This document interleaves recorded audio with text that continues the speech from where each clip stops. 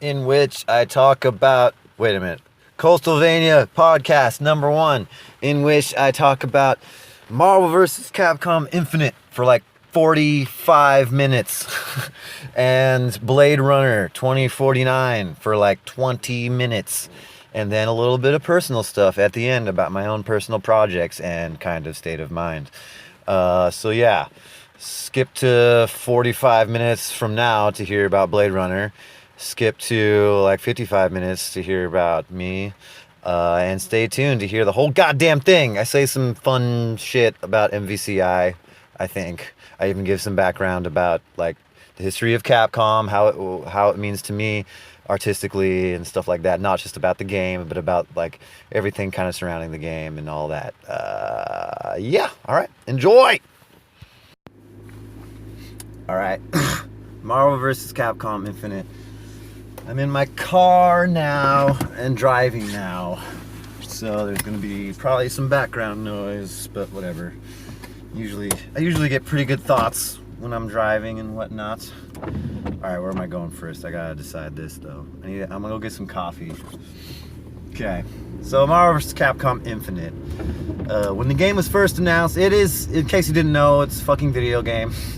It's a video game, fighting game. That has Marvel characters from Marvel Comics versus Capcom characters from the Capcom line of video games, which are among the greatest video games of all time, for sure. Capcom is a huge, influential publisher and artistic elements to myself personally. A lot of their games, a lot of their artwork has highly influenced my own artwork for various years. I'm a comic artist. Yeah, so anytime there's like a Capcom game or a Marvel game or a Marvel game made by Capcom, it's a cause to celebrate, or at least that was the case. So Marvel vs. Capcom Infinite is like the 5th game in the 4th game in the series of versus games, whatever. Actually, there's a lot more. There's the X-Men versus games, all those shits.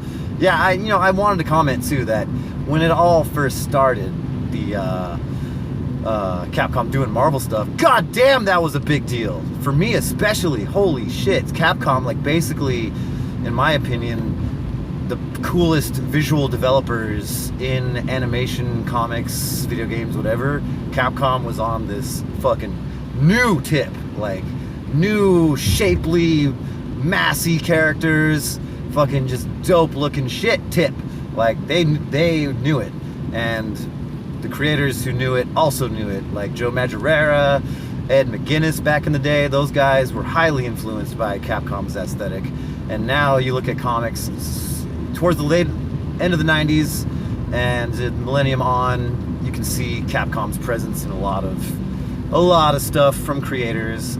So they deserve the praise they've gotten over the years for their artistic styles, which is largely in part to several individual creators within Capcom who have cycled out since those glory days, and now I don't even know if any of the cool original Capcom artists are left at Capcom, and I think that's where a lot of this problems with MVCI is stemming from. I think maybe Ikeno is still there. He's still awesome. Ikeno's dope. I think he was the visual guy for Street Fighter 4 and maybe Street Fighter 5. Because I'd say Street Fighter 4 and 5 still have cool visual styles as far as the characters look and everything, for sure.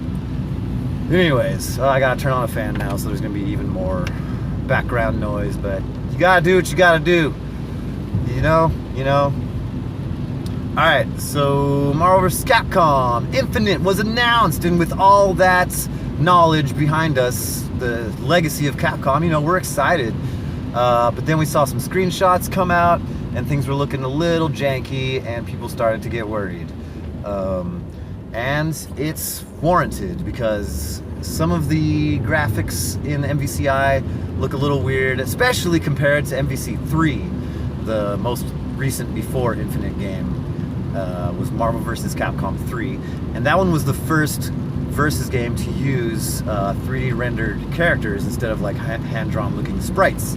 So already MVC3 was like a big deal, but they did this cool thing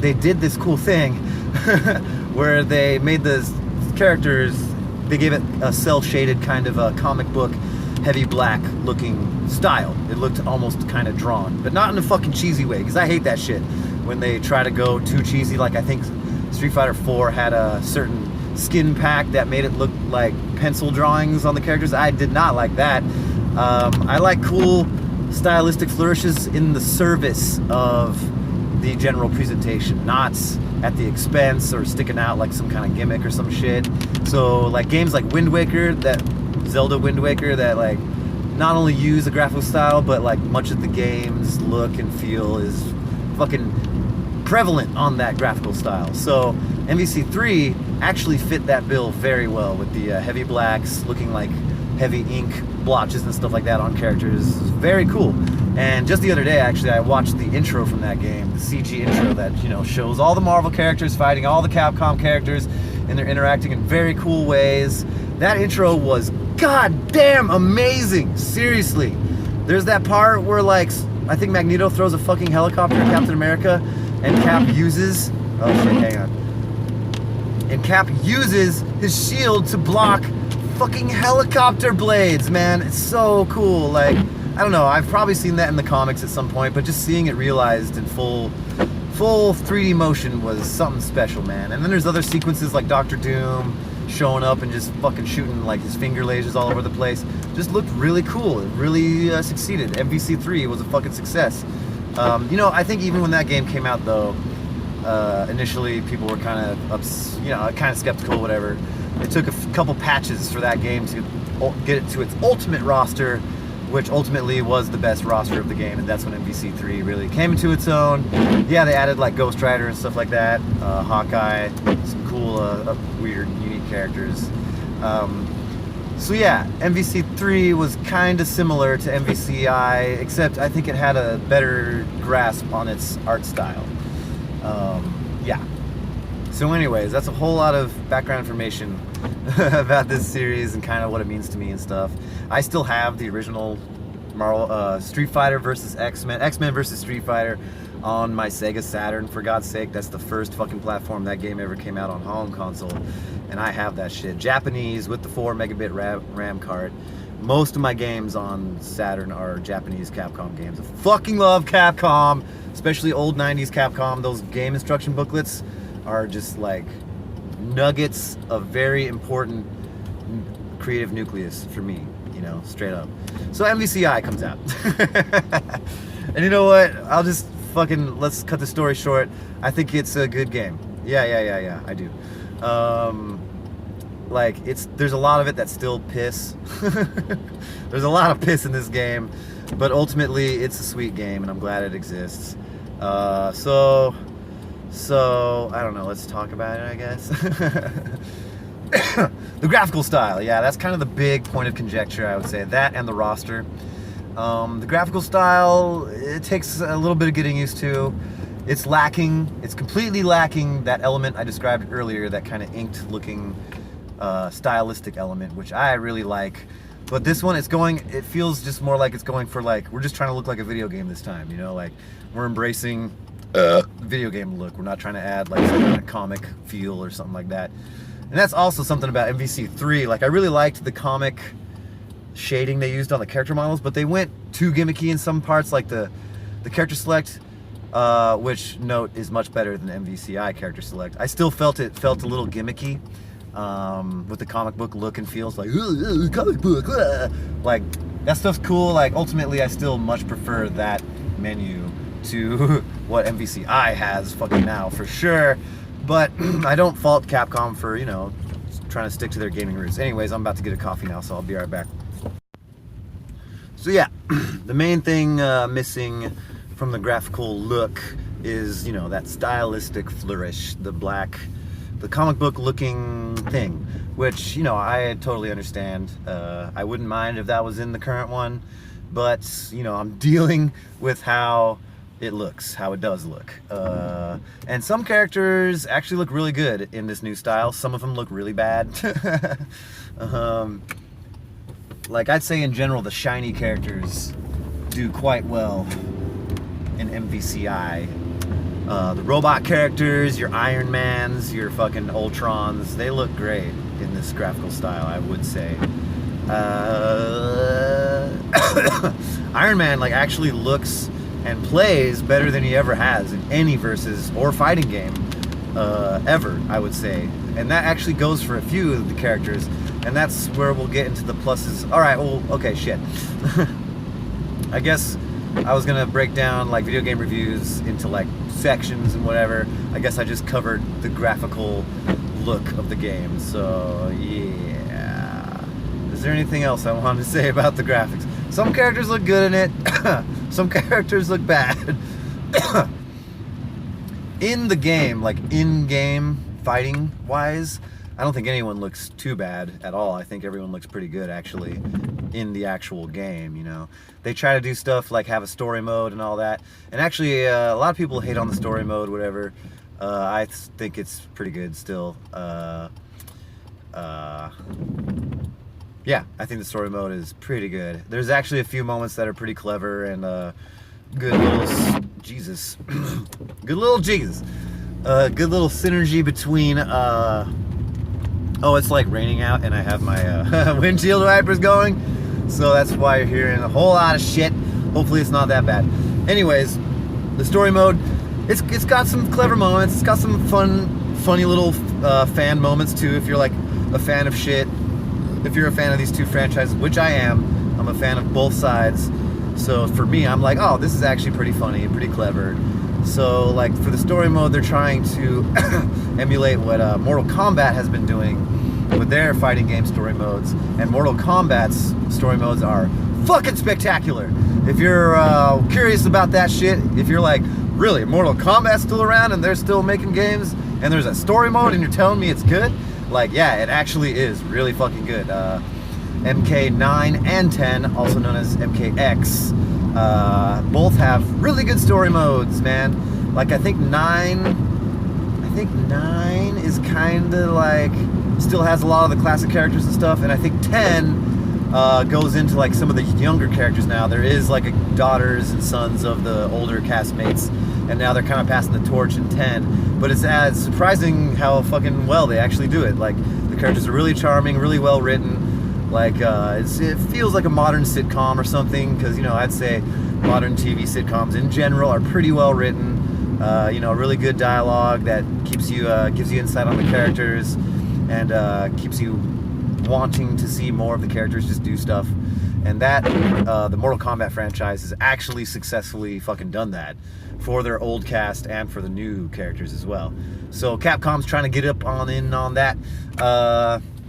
Now, where Capcom completely excels at actual gameplay and visual elements, where they completely crush NetherRealms at all those things, well, MK's gameplay lately is pretty good actually. But anyways, where Capcom succeeds in those aspects, they kind of fail at giving their characters really good motivation or that kind of natural, organic kind of personalities. Not to say there is none, because actually, you know, it's just saying that just now, they do an okay job in MVC Infinite.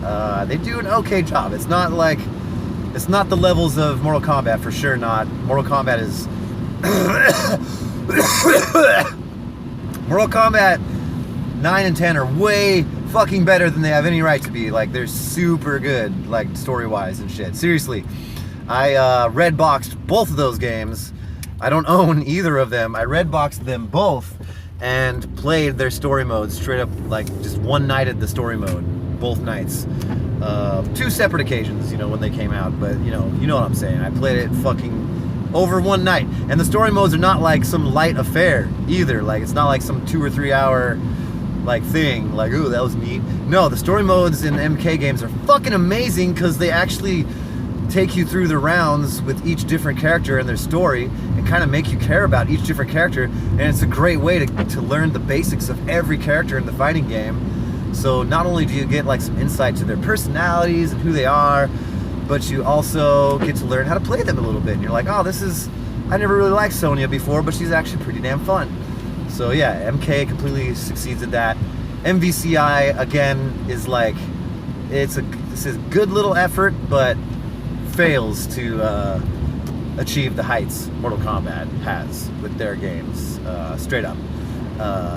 The story, if you're a fan like I am of both properties, and if you know the characters like pretty well, and if you can pick up on like funny little like nods, whatever they'll throw out, then you'll have a good time with MVCI's story mode. I haven't beaten it yet.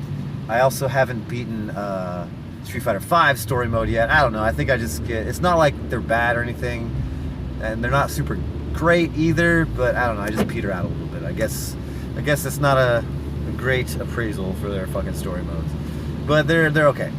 So anyways, actual gameplay. The actual gameplay is great. It's really good. There's a lot of reasons why it's actually really good. Like the old games used to have 3-on-3 teams, 3 characters versus another 3 characters, which definitely got chaotic. And for the casual player was probably way too much. Me personally, even when I got into my superior depths of MVC3, which, you know, I got okay at it, like pretty good, like probably the most skilled in my own friend circle.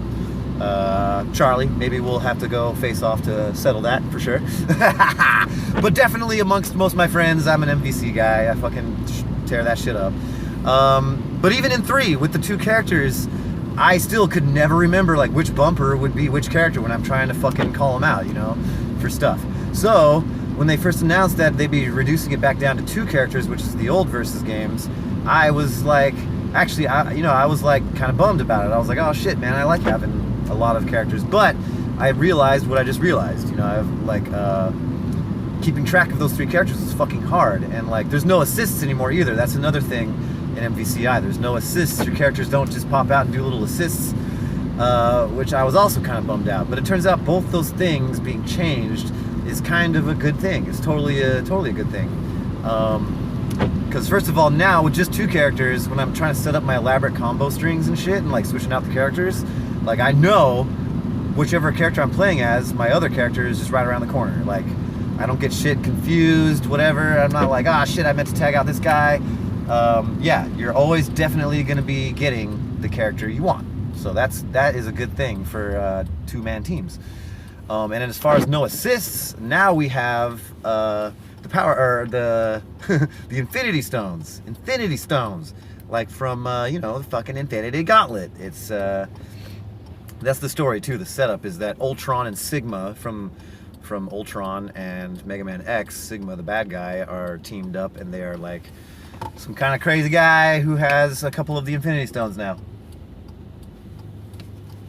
And they're trying to get all the Infinity Stones, and the Infinity Stones are a big deal in this fucking story. Just like every story they're in, because they're super powerful MacGuffins, and they have color codes, and they're really collectible. So yeah, the Infinity Stones are a thing in this fucking game. But turns out they're actually really fun little things to play with. They did this before also in Marvel Superheroes, one of the first Capcom Marvel crossover fighting games, which I also have that one on Sega Saturn as well, because I am an old school classic collector of these fucking fighting games. I fucking love them, man. I say fuck a lot. I don't mean to be a potty mouth. I just get excited.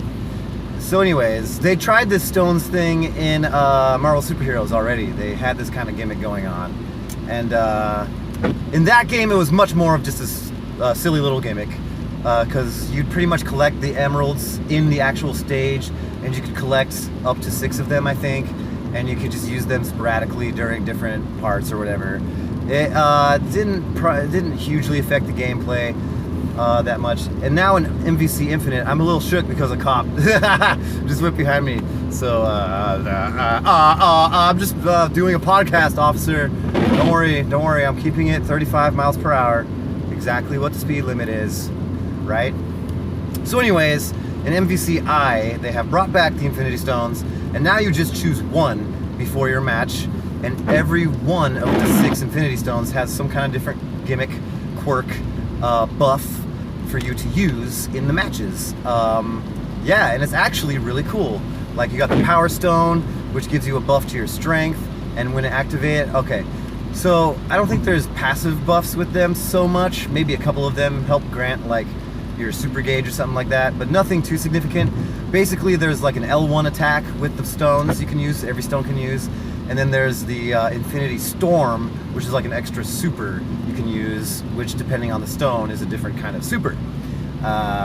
So for like the Power Stone, your L1 is like this cool kind of knockback attack that bounces your character off the wall. Shit. Off the wall like Michael Jackson. Nah.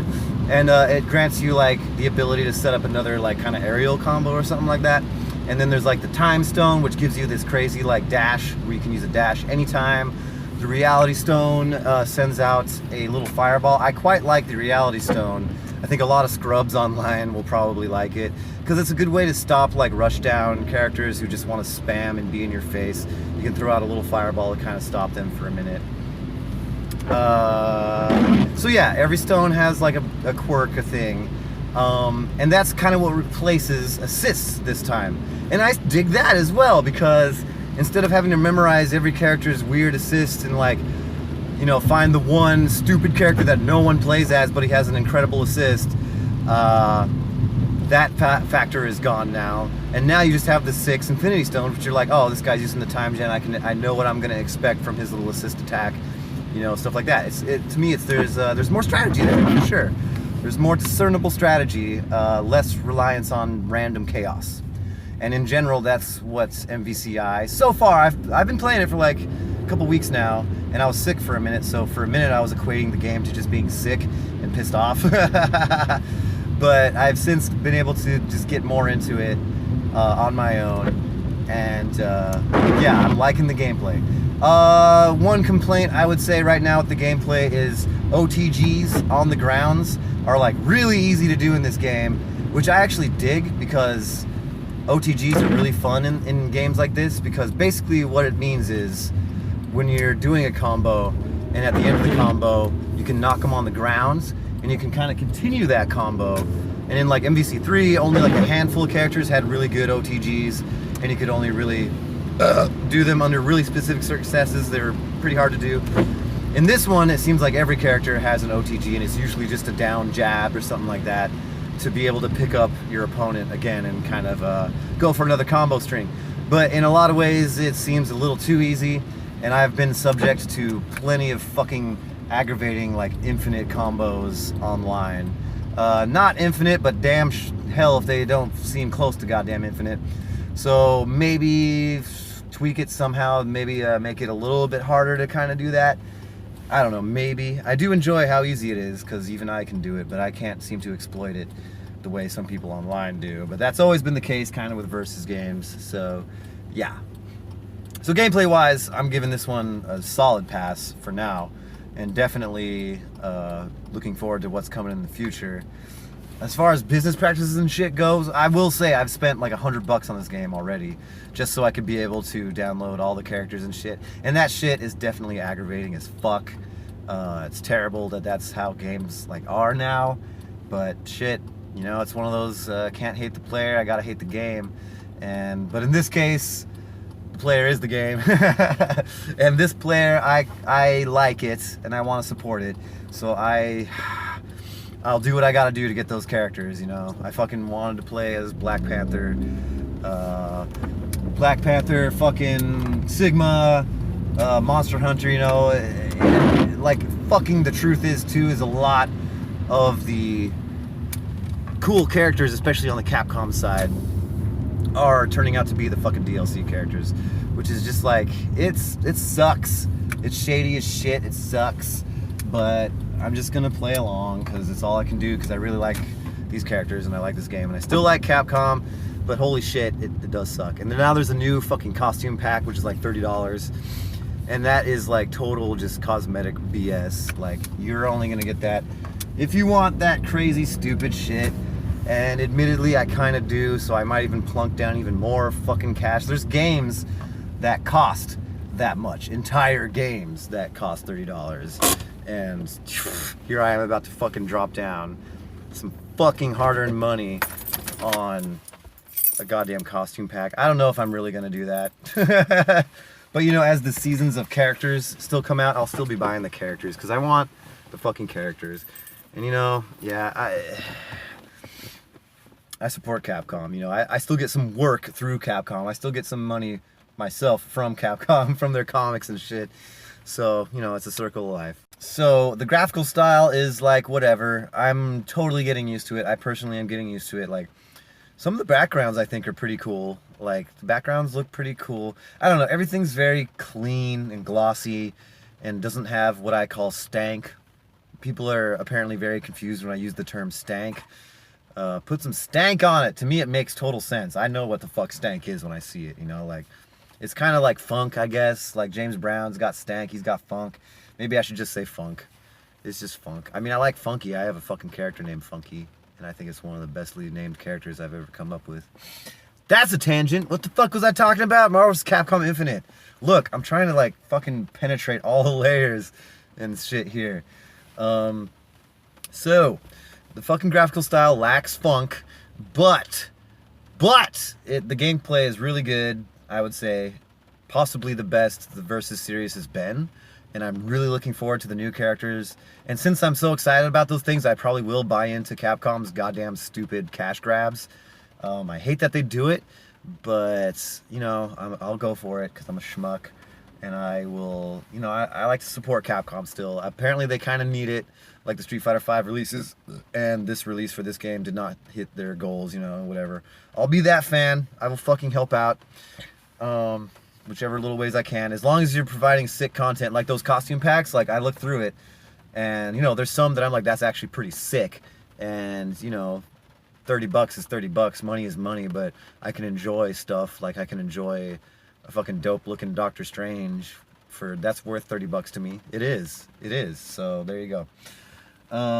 What else is there to say about MVCI? Because ultimately, oh yeah, there's the roster. That is probably the third. There's number 1 is the graphics, number 2 is the gameplay, number 3 is the roster. As far as this game goes, and as far as the roster, I will say it is extremely lacking, especially on the Capcom side. Capcom side is a joke. I look at the fucking characters. Well, it's not that bad. It's not that bad. But I look at the characters and I'm like having trouble. I'm like, wasn't there cool Capcom characters? Where the fuck? Who are they and where are they? Like, what the hell is going on? I see Ryu. I see Chun-Li and Morrigan. Jeddah, that's cool. Jeddah is a cool, interesting character. But it's a weird time for him. It's like, okay. He looks cool in 3D, and his voice is actually pretty cool. We could talk a little bit about the voices later, too, actually. Remind me to do that, because that's another thing. So the roster, the Capcom side's really bad. And here's my thing about the Marvel side. I actually think the Marvel side is really good. The point of contention on the Marvel side is the lack of X-Men characters. And I totally feel that. I miss them. I fucking miss them dearly. Hopefully there will be maybe a DLC pack, an X-Men one later. That would be fucking great. I know that's another cash grab bullshit, but I'd be excited for it, and I would buy it for MVC Infinite for sure. Fucking do it, Capcom. Just fucking do it. Put Wolverine, Storm, Cyclops, Magneto. I'd say those are the 4 X people I really need. Psylocke is okay. Silver Samurai's alright. Spiral, I never really was a fan of her. Or how she plays. In fact, I fucking hate playing against Spiral. Juggernaut, I do like Juggernaut. He's a personal fave. I could do with him or without him though. And the thing is too, those characters would look so cool in this new MVCI style. Hopefully, if they fucking would. I think Juggernaut would look pretty cool, at least in this style. But anyways, here's my hack for enjoying the Marvel side of the roster. And actually, it's not that much of a hack because it's completely what they were going for. You just have to view it as a fucking Marvel Studios cinematic universe fan, and then you'll like the Marvel side, which I do. Like, I was actually just talking about Age of Ultron with Doug the other day. Ironically, I was, but then ultimately it comes down to the fact that I do really like Ultron in that movie. James Spader's performance as Ultron. So Ultron is in this game. He's on the Marvel side. There's a lot of other Marvel Cinematic Universe characters, like Thor is a little bit changed. Actually, Thor could be more like the Cinematic Universe Thor. He's still a little bit too much like the comics Thor, and I can't fucking take him seriously in this game.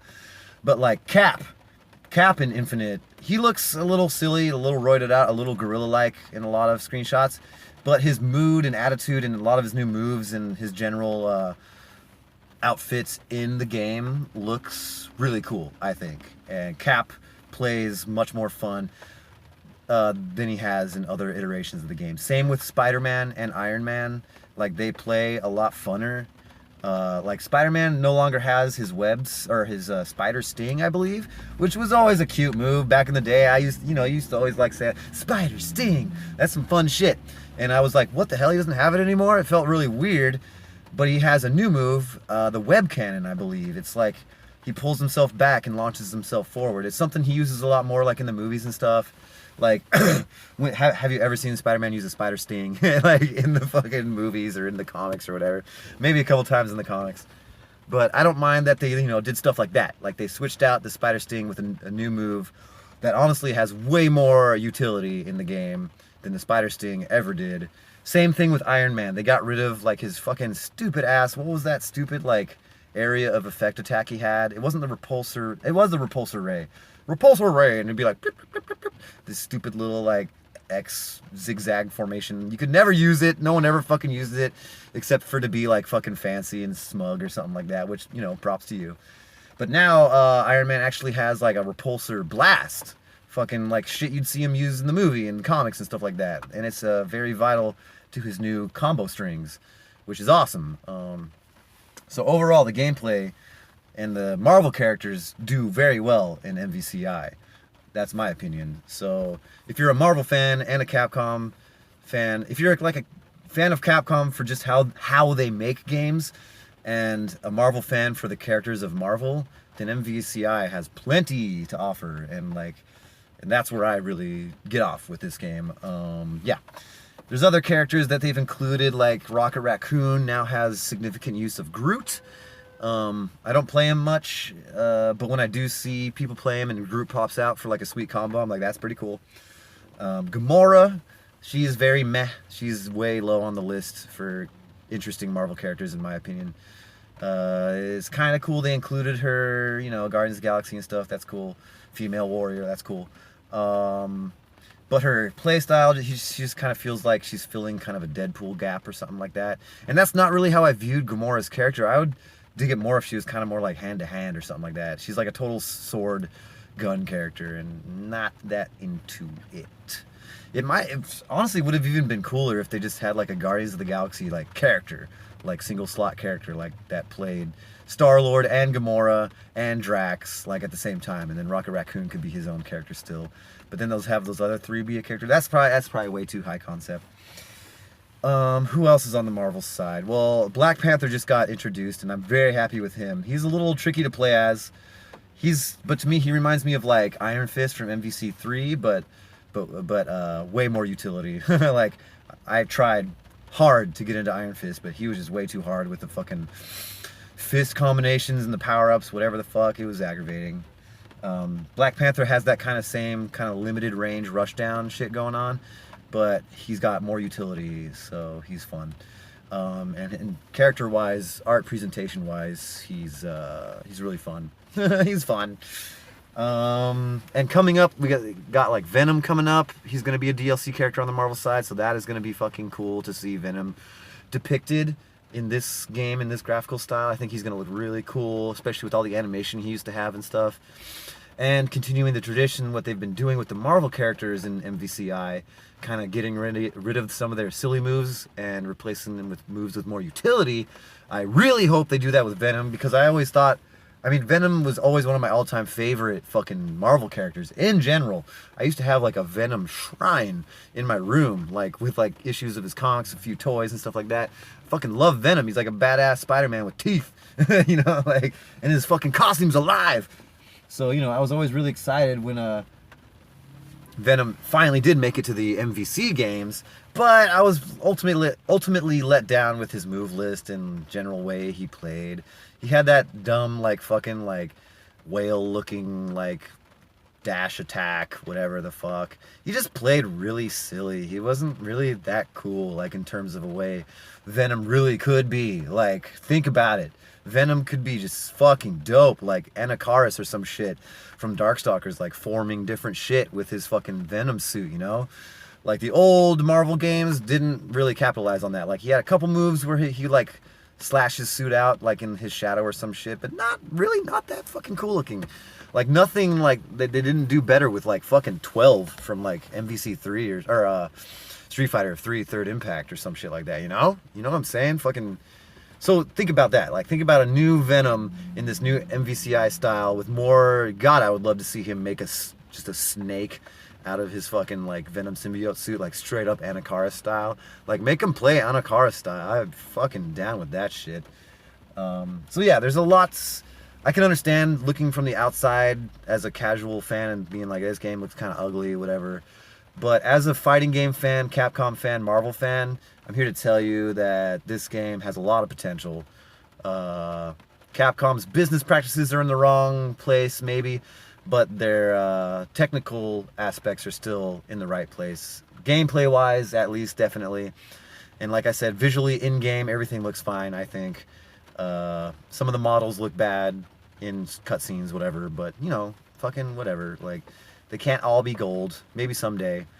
I mean, Capcom has done it. They have made games where, like, the cutscenes, everything, and the characters mostly look pretty fucking great. Maybe they're just having trouble reconciling the old school proportions and stuff of MVC with kind of what new gamers kind of expect. And I think that's definitely the case. And that's also why I have some leeway, some wiggle room for this game to be what it is. But yeah, no, I'm ultimately right now I'm totally enjoying it. Like I'm having a good time. My team is Ultron and Black Panther. It's a good time. I can't wait to I take my time with characters. You know, I fooled around with Ghost Rider a little bit. He was my main in 3, and he's different in this game.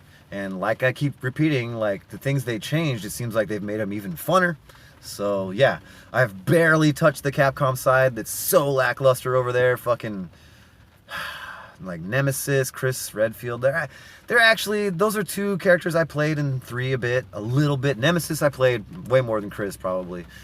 They're okay, and they're coming out the costume packs. Like Nemesis has a Mr. X costume pack, which looks, you know, that's a cool little throwback. But for fucking Chris, okay, his costume is cool too. It's a little throwback to Resident Evil Director's Cut. His like Shenmue leather jacket, which is cool. But for the love of God, come on, down the line, give us just a Leon skin for Chris. Like everyone wants Leon. Everyone wants more Resident Evil characters in the game.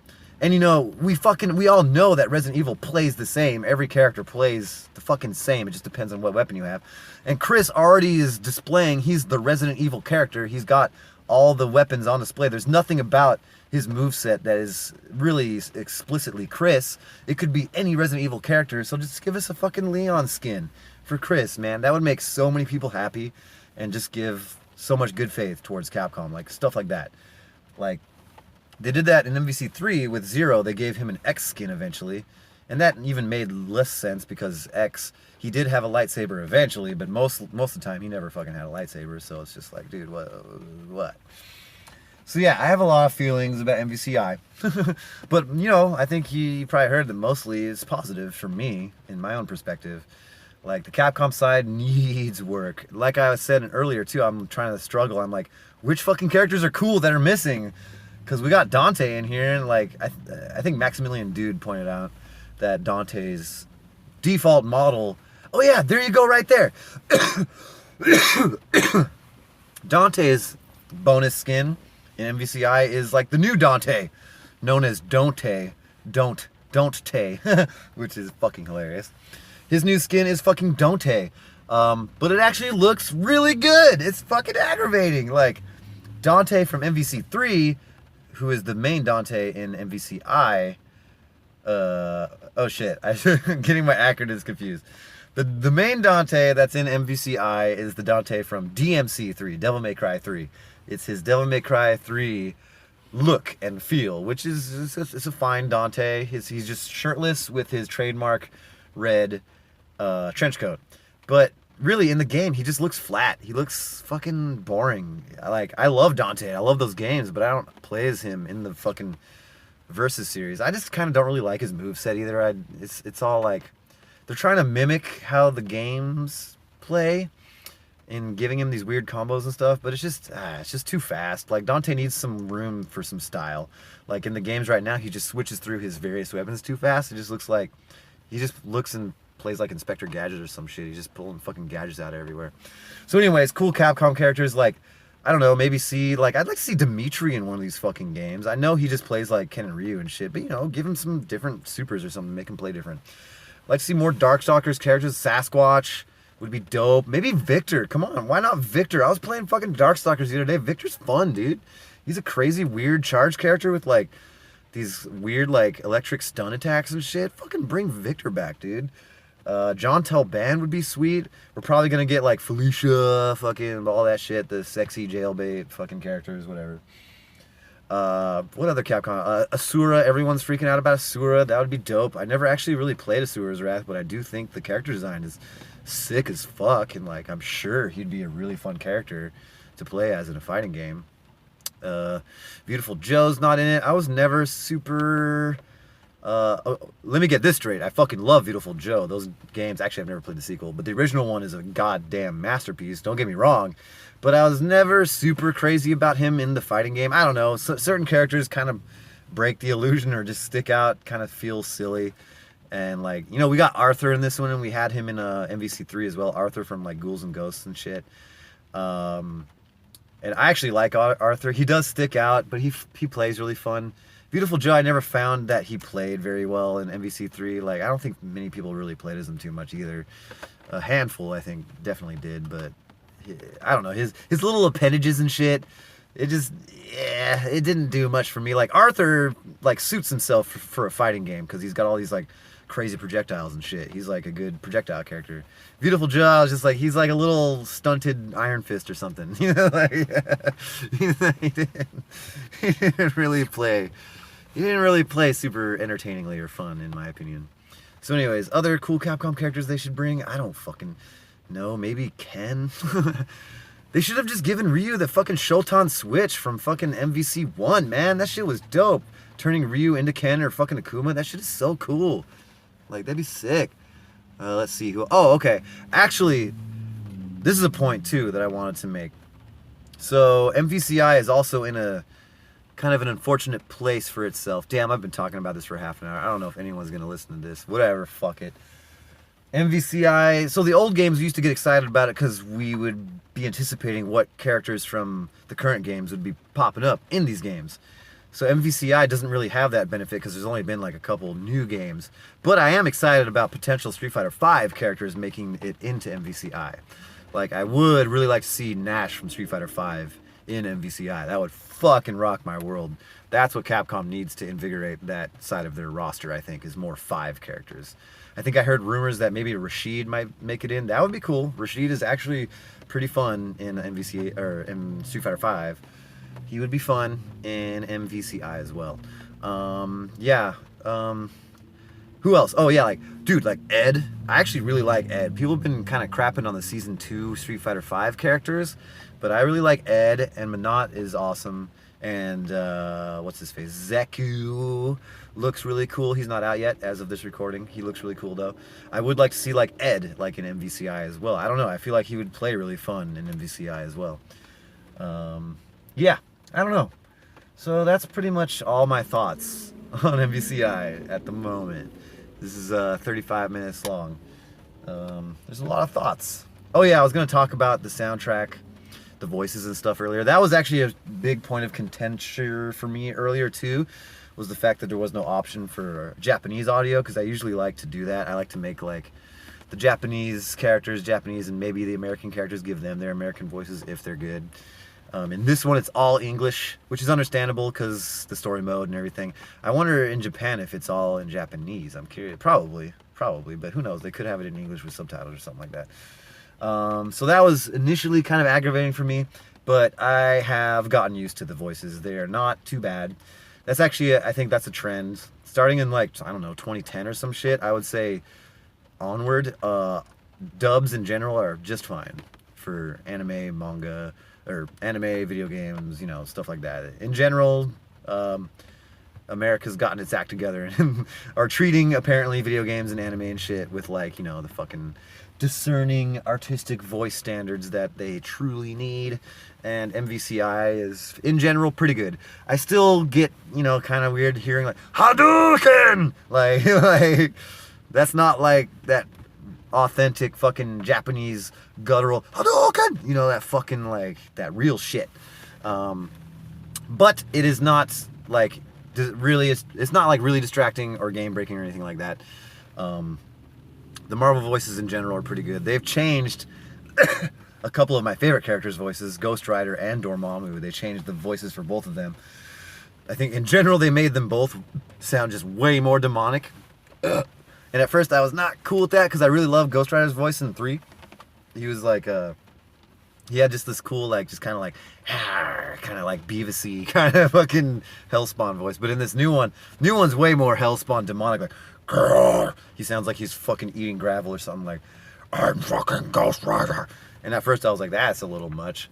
But when he would say stuff like in his win quotes or something like that, he's like, I seek vengeance. I was like, okay, that's actually pretty cool. All right, that's my motherfucking thoughts on MVCI right now. In general, I think it's a fine game. Right now, I would give it like a B minus, B. I'm giving it just a straight B right now. Capcom side is really fucking lackluster, but there's a lot of fun to have if you like these kind of games and you want to get some enjoyment out of them. Straight up. All right. Okay, next up is a little bit of a rant about Blade Runner 2049. Haha.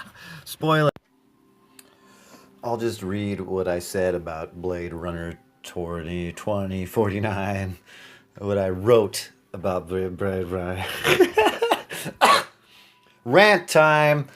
I can't sit by and see all these posts about how revolutionary Blade Runner 2049 was without offering my counterpoint on why it was just average or well below average. I'm gonna make myself just sound like an asshole when I read this too. Okay, here we go. Quote, I was so excited to see this film based on people's reactions. I had to leave a room when a couple guys started, quote, talking spoilers, unquote, near me. Because I was so excited to see this movie / what kind of mind-blowing narrative it must have. They said things like, quote, there are so many twists, so many layers, unquote, etc. I love twists. I love layers. Little did I know, there is no spoiler in this movie / revolutionary twist worthy of leaving a room for. There's like one significant unexpected plot point explained early on in the movie and then dragged out for 2.5 more hours. Isn't a prime rule about good storytelling, show, don't tell? This movie tells you directly the 2 things you're supposed to care about, not even in any satisfactory way. They just give you one little tidbit, like an elevator pitch, and they're like, now watch 25 minutes, 5 25-minute scenes of Ryan Gosling floating around. We promise you will be satisfied. There's also the very lackluster plot point that Gosling is a replicant. It's just stated very matter-of-factly within the first 5 minutes of the movie, and then matters very little to the narrative after that. I mean, it really kind of doesn't matter to the narrative. Ultimately, fucking Gosling's character, he's just like a boring cop guy. Yeah. It doesn't matter that he's a fucking robot or not. He's just kind of a boring cop guy. Because plenty of the other replicants in the movie seem to have personalities and shit. Anyways, whatever. I mean, if you guys like Bautista so much, you know he's in 2 Marvel movies and his performance is much better in both of those, yeah? I mean, he doesn't stoically wear tiny glasses in that movie, so shoot, yeah, I guess BR 2049 is a masterpiece. I think people are just very impressed by cavernous locations, framed well, accompanied by droning music that practically begs you to feel, this is epic. Nah, movie, nah, not me, baby. You have to work hard to impress me. I'm just getting over being sick, okay? You have to work hard to impress me. Ciphering the same sci-fi sweet spot that has been prevalent since 1980, since, yes, the original Blade Runner defined it, isn't doing much for me. It really isn't, man. This movie is just like, look at this field. Look at this dystopic landscape. It's slightly futuristic. And here's Ryan Gosling's car. Here it is again. And here it is in another scene floating around. A lot of Ryan Gosling's car. There was a few cool shots. There was like one of the initial shots of LA when it's like showing the top of LA and you have to look inside the cracks to see like the cyberpunky shit going on in the cracks. You could see like neon glowing and like advertisements and stuff. That was cool. It's like, oh shit, this city is like packed. It's like it's just like a trash heap, just condensed, compacted. That was interesting, right? And then there was like a shot of the LAPD building, which I thought was really cool. It had like this T shape, looked like a Norse hammer. At this point in the movie, at that point, I was like on board. I was like, all right, this is gonna be sweet. Those couple shots and the Bautista fight was cool, and I didn't mind that he had just like a little cameo. I was excited to see what else the story was gonna tell me, but fucking there's not much else the story is gonna tell you. So, what else did I write here? Speaking of, isn't this movie set in LA? Yeah. There was nothing significant to even really signify that. It might as well have been on the moon. Heck, I was hoping that could be a twist or a layer to this movie. And Comic Book Girl 19 pointed out a great fact that almost the entire movie felt very sparse, barren, hardly any population. Very fucking true. I would have liked to see more street level characters dealing with how regular life is on this planet. There's one very brief scene involving prostitutes. Wow, masterpiece. But that's it as far as street scenes go. And really, that scene was not fucking very interesting at all either. Like, hi, we're three prostitutes. We're interested in you for some reason because you're Ryan Gosling. Cool, thank you. And I think she gives him some kind of information there. It's cool. So, I mean, it's not cool, but it's like, okay, you did a thing in the movie. Great job. And then after that, I think he talks to like the guy from Captain Phillips, that guy who's just like a fucking like junk dealer, and the junk dealer like, I don't know, does something. Fucking whatever. All right. And then there's Joy. The actress was by far the best part of the movie. I agree with that. I wrote that and I still agree with that. But her plot line, come on. It's literally just Her from 2013. It really is. You know that movie Her is when a guy falls in love with an artificial intelligence and like they like, I don't know, they do stuff to consummate the love, whatever.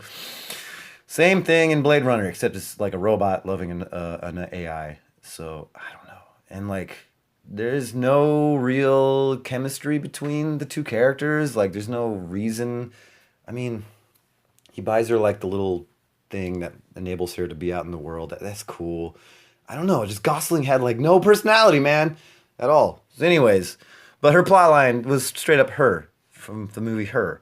And people are still saying how in Blade Runner, how fucking cool that was. And I'm like, yeah, Spike Jonze is pretty creative. So, yeah. There you go. By the time Elvis showed up during a climactic fight scene, I had checked the fuck out. Yeah, I was really not pleased with that last fight scene. First of all, yeah, someone else pointed out how, like, the sound design in this movie, I really don't think it's anything special. In fact, I found it, like, affronting half the time, the soundtrack. Like, I didn't notice any particularly good songs. Like a friend pointed out, he listens to Survive, the guys who did Stranger Things soundtrack, and like, you know, Carpenter Brute. I listen to a lot of those lo-fi synthwave stations on YouTube and stuff like that. There's some really good mixes on there. Nothing from Blade Runner stood out like that to me. I was never like, oh, that's a cool song or whatever. Nope, not ever. Oh yeah, the fucking Elvis fight scene. So right before that, more bad sound design. It's just super quiet, blah, blah, blah. And then, of course, Gosling fucking steps on a tripwire. And watching the movie, I was like, here it comes. I could feel it. And then, yeah, right when he steps on the tripwire, just obnoxiously loud, aggressive fucking explosions. Just, like, that was pretty annoying what I just did, right? That's what the fucking movie does. And I was just like, this is stupid. And then right after that, I think, is when Harrison Ford pops out and they have little fights with an Elvis fucking hologram in the background, several Elvis holograms. And I get it. That's quirky shit. That's sure. But me, it's just quirky on paper. You know, it's like they fight and there's Elvis in the background. I do not think that's cool. I do not think that's fucking creatively new. Like, you want to interest me. Maybe make it like Marilyn Manson or some shit. Be like, oh shit, what was he doing in this movie? But no, Elvis. You guys know Elvis, right? Look how fucking quirky we are having Elvis in the background of this pivotal fight scene in this movie. One of the moments of the movie that could have been something cool, but I thought it was stupid, obnoxious, terrible. And Harrison Ford cannot do a fight scene to save his fucking life. I mean, he's old as shit. We know that. We very much know that, Harrison Ford. You are old. Like, I've never been a huge Harrison Ford fan anyways. Like, I mean, he's good in Star Wars. He's good in the Indiana Jones movies. He's good in stuff he used to do. But otherwise, I'm not really that impressed. He's handsome. He can, like, you know, deliver lines. But yeah, this movie, like, he's old now. Like, I don't care about your acting abilities. I don't care really about the character of Deckard either. That's my fault for going into a Blade Runner movie. But anyways, the fight was just boring as shit. Harrison Ford can only do one right hook. Literally, I was watching it. He just does the same right hook like several times. And I'm like, good for you, Harrison Ford, but shouldn't Gosling's character know how to disarm that shit? He just fucking takes it. It's just a boring ass fight scene. So, anyways, after that, a character you meet 35 minutes before the movie ends is Harrison Ford's half-replicant daughter. Oh, holy shit, fucking mind blow. My mind is blown. I almost vomited. Yeah, that's the big fucking mind-blowing twist of this movie. Oh, that thing I mentioned earlier where there's like two kind of plot points in this whole movie. One of them is that the main character is a replicant. Ryan Gosling's a replicant, and they tell us that very early on, and it's just like, oh, okay, cool. I mean, whatever. Like, it didn't need to be a twist. Like, the movie didn't need to rely on that or anything, but it could have been a thing you wonder. You know, it could have been a mystery for the movie. But nope, they're just like, all right, he's a replicant. Cool. Does it affect his character at all? Not really.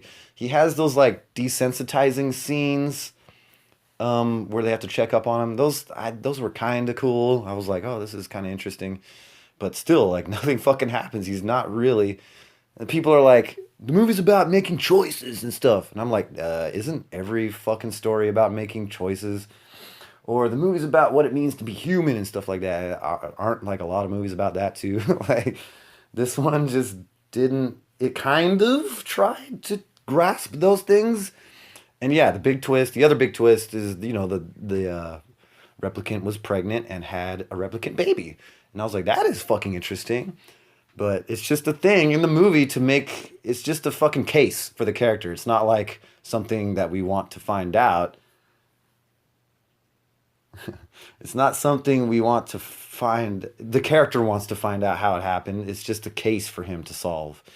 And it gets solved, and it's Harrison Ford's fucking daughter. And it's like, oh, okay.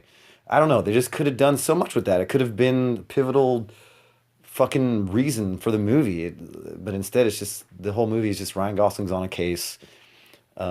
He barely changes as a character from the start of the movie to the end of the movie. There's some basically decent sci-fi shots. Nothing you haven't seen if you've been following the genre for the last 30 years. Very substandard performances. Soundtrack that is not noteworthy at all. Only insofar as the fact that it's kind of offensive to my ears occasionally. Yeah, so shit, I don't see any like fucking revolutionary or I mean, sequel wise, I guess it's a good sequel. I was never super crazy about the original too, so I guess I should fucking shut up because I'm not very into the first Blade Runner, so why did I fucking watch this one? I watched it because everyone's freaking out about it. And like, I expected there to be like, okay, cool, awesome, I can't wait to see this. Like, comments I saw online were like, stop what you're doing and go see Blade Runner now. Like, it's a fucking like sci-fi masterpiece and all this shit. So I was like, sweet, cool. I mean, if it's that good, I shouldn't have to have had loved the first one. I shouldn't have to view this movie as just being a good sequel, right? It should be like a fucking good movie in its own right, right?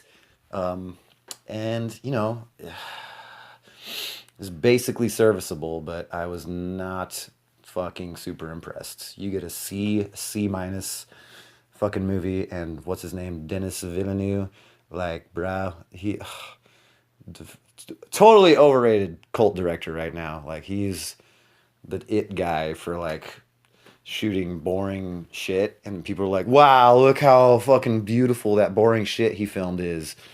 Like, okay, cool. I mean, I like boring stuff. I do. I like slow movies too. It's not like I need fucking like electric guitars in every fucking movie. I saw fucking Tree of Life. I saw that shit. I remember it. Start to finish, like 3 hours long. Brad Pitt, Sean Penn. There's a legit scene in that movie with dinosaurs in it, and it has to do with this fucking story of the movie, and it's fascinating. I saw Jerry, literally a fucking movie about Matt Damon and Casey Affleck walking in a desert for 2 hours. Seriously. But shit, that shit was memorable. Like, yeah, I still think about it. This fucking movie, Blade Runner 2049, I will not remember it in the future. It didn't leave any kind of impact. Like, Jared Leto's character was kind of interesting. Some of the stuff when he would pontificate about colonizing planets and stuff like that, I'm like, that's interesting. Let's see some of that.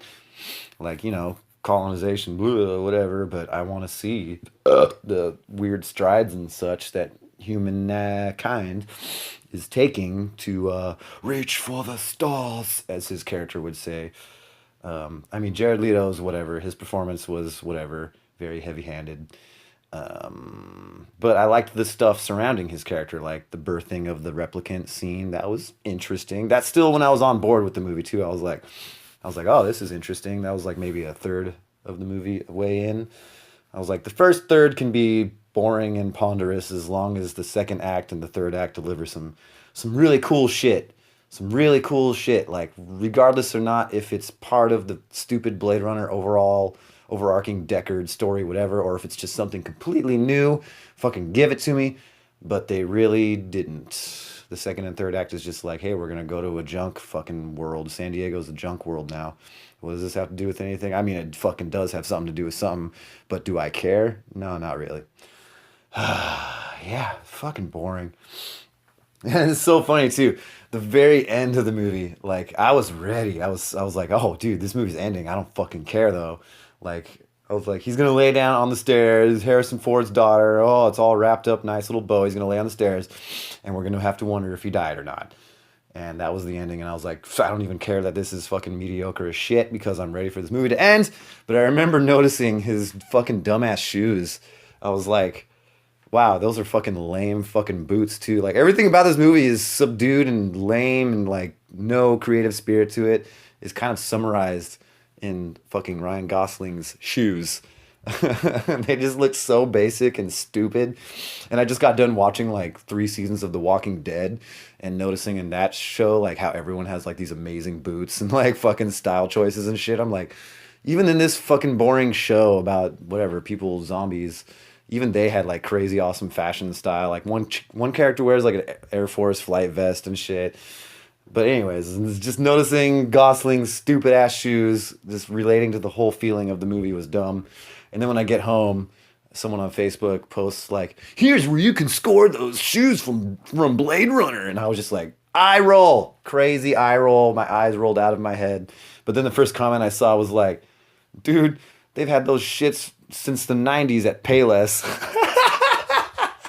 And I was like, "Yes, thank you, God. You just summed up exactly how I feel about that dumb movie."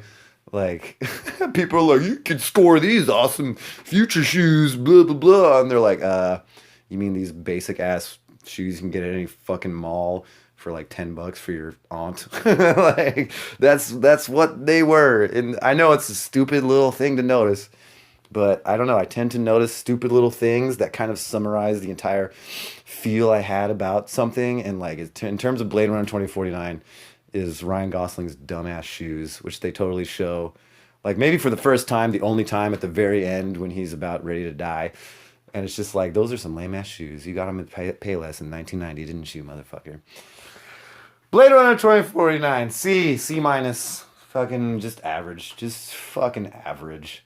And just the grade I get to people freaking out saying it's like this revolution, blah blah blah. You get a fucking D minus, F plus.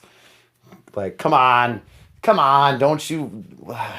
Like, how will you react when you see something that's truly mind blowing? Because this shit that's some Payless 1990s fucking garbage bag sci-fi. What are you gonna do when your mind really gets fucking blown?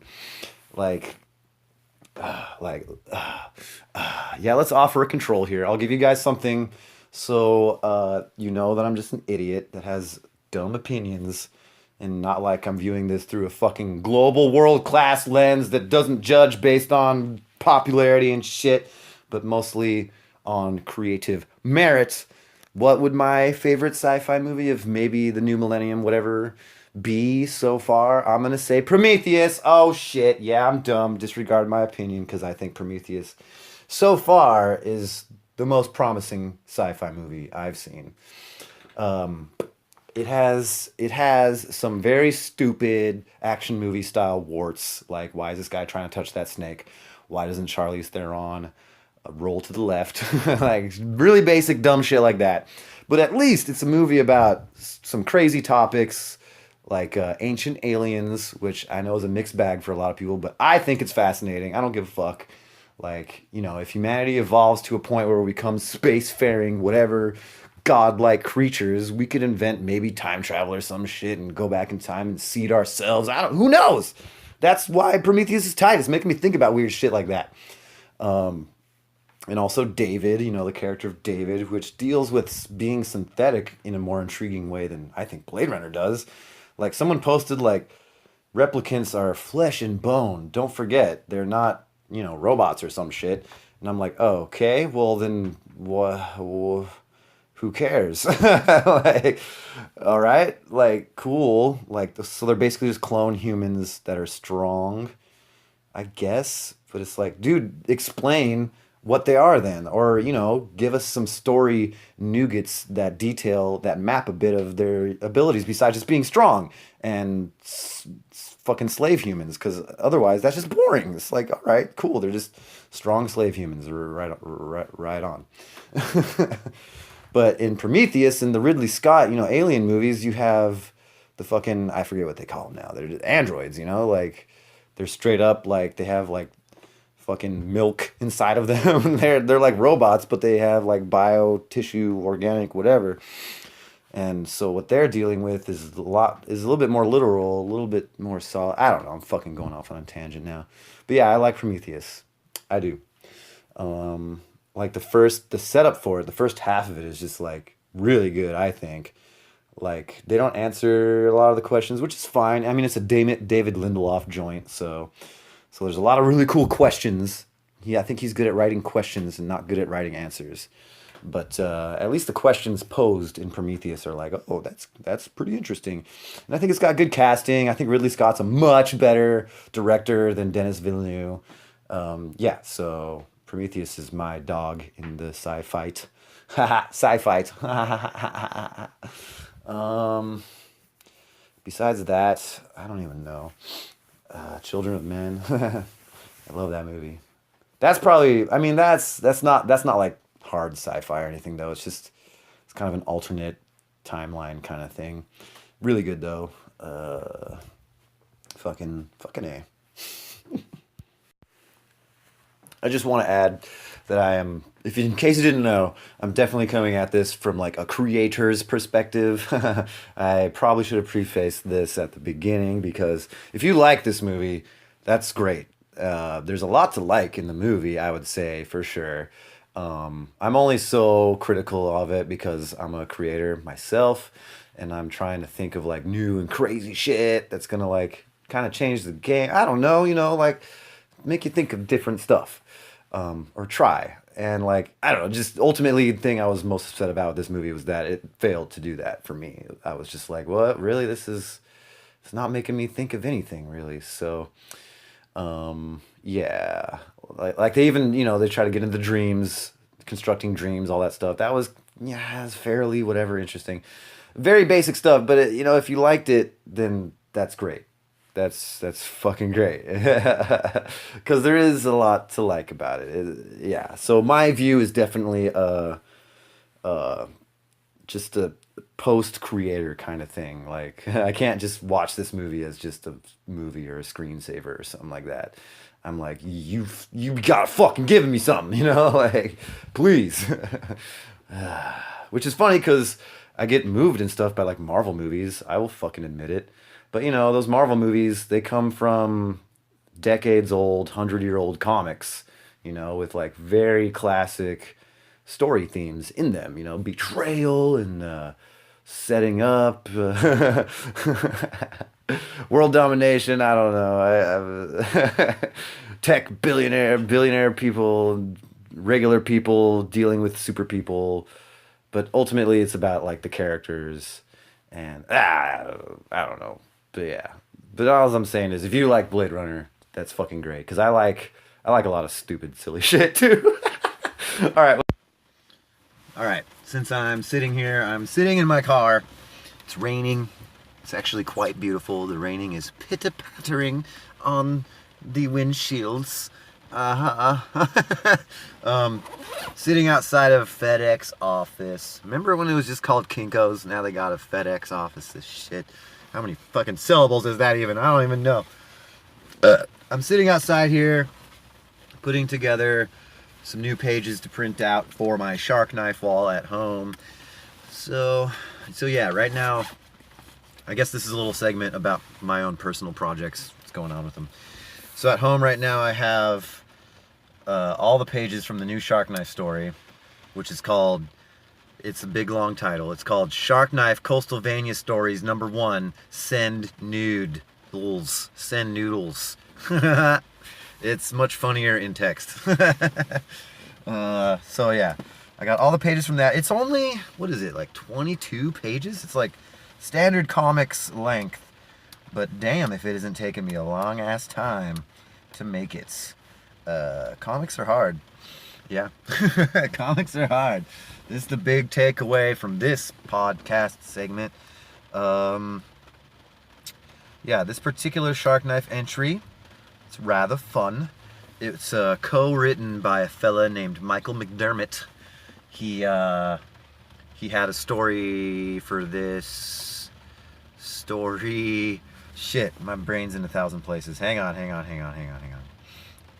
He had a story in mind for Shark Knife, like just a quick little side story for Shark Knife, involving a different character in the city, which has since been named Coastalvania. That's kind of the thing I'm doing. Everything I'm kind of wrapping around Coastalvania. Used to be Sun Bakery. I'm still doing Sun Bakery. That was a text. I'm still doing Sun Bakery, of course. That's another text. But I think after a few more issues, I'm going to wrap Sun Bakery up.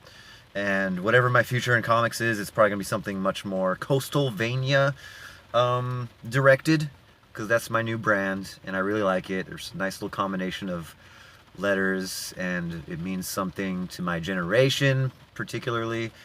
And I feel like it represents also kind of the mood and feeling I'm going for with my comics and stuff. So Coastalvania, that's what's up. And this new Shark Knife story is set in the city of Coastalvania. And it's not even directly a story about Shark Knife. No. It's a story about a different character named Dante. Dante. Oh my god, that's too funny. I was talking about MVCI earlier, and Dante is known as Dante. That's pretty much what our character's name is. Dante. Whatever, man. Whatever, dude. I don't care. He's cool. He's a cool ass character. Character was created by Michael, and I think originally it was just like a really short story, and I have since expanded upon his idea and turned it into like a 20-page story. So there's like car chases and fucking items and on foot chases and cityscapes and all this fun shit all in 20 pages for Shark Knife.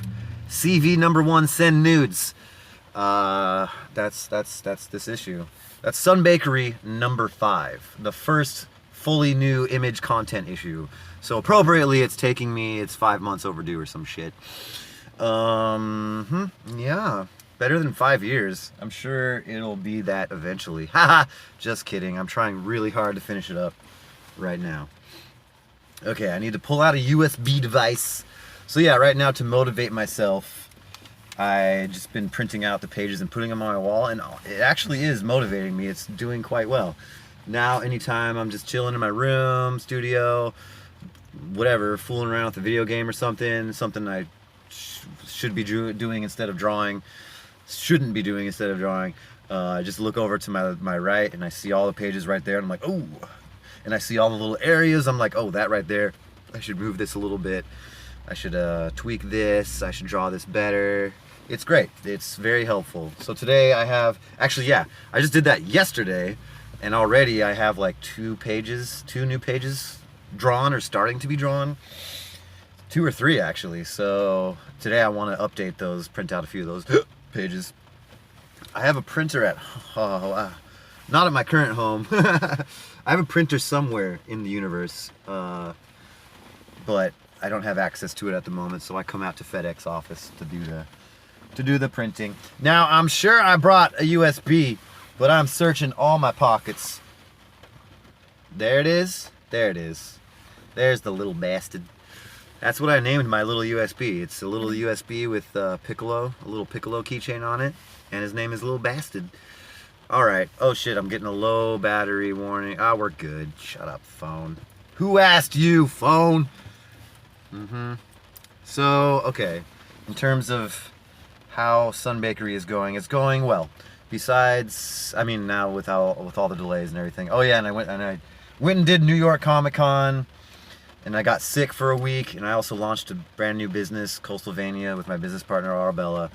And I have a couple Kickstarters that I still need to fucking fulfill. Don't even listen to me on that shit. Goddamn Kickstarters. Fucking fuck. Arabella, my business partner at Coastalvania, she's gonna graciously step in to help me finish these fucking Kickstarters. I'm never, ever, not gonna say do Kickstarter again, because I probably will someday, but I'm never, ever gonna let like myself believe or try to ship everything myself. Fucking fuck no. That is not how I'm built. That's not who I am as a person. And I profoundly apologize to anyone who backed it and have had to wait a long time. I promise you, my heart has been in the right place, and every single day of my life I still think about what I have to do to fulfill those things. And it's just so daunting though for one person, especially when I'm trying to launch all this other crazy shit. It's just, it's a bad situation. It's dumb, and I shouldn't have let it get so shitty, and especially shouldn't have done another Kickstarter. That was fucking dumb. But at least it's not as bad as like Mighty #9. That motherfucker started another Kickstarter in the middle of his other Kickstarter. I've actually, at least I made both the items for both the Kickstarters. I just need to send them out to a few more people, and that'll be that. But yeah, I feel fucking terrible about that shit. It's been a growing process. It's basically been the second phase of like Shark Knife Z toils in my life. I feel like my life's not whole if I'm not like fucking screwing myself over in some kind of way that makes me existentially freak out.